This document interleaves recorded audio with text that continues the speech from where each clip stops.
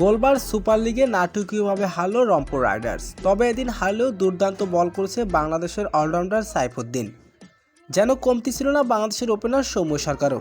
দুজন মিলে করেছেন দুর্দান্ত এক ইনিংস উপহার দিয়েছেন সৌম্য সরকার এবং সাইফুদ্দিন। শেষ ওভারে নাটকীয়ভাবে হেরেছে রংপুর রাইডার্স দল। দর্শক, বিস্তারিত থাকছে ভিডিওর প্রতিবেদনে। গোলবার সুপার লিগে আজ প্রথম ম্যাচ হ্যাম্পার্সের বিপক্ষে খেলতে নেমেছে রংপুর রাইডার্স। শুরুতে টস জিতে ব্যাটিং করার সিদ্ধান্ত নেন হ্যাম্পার্স। নির্ধারিত 20 ওভারে 8 উইকেট হারিয়ে 132 রান তোলেন তারা। 133 রানের জবাবে ব্যাটিং করতে নেমে শুরুতে দুর্দান্ত খেলেছে বাংলাদেশের দুই ওপেনার সৌম্য সরকার এবং ব্রেন ট্রেইলার। সৌম্য সরকার আউট হওয়ার পর রানের গতি কমে যায়। এরপরে শেষ বলে 7 বলে প্রয়োজন ছিল 6 রান। শেষমেশ ম্যাচটা ড্র করে।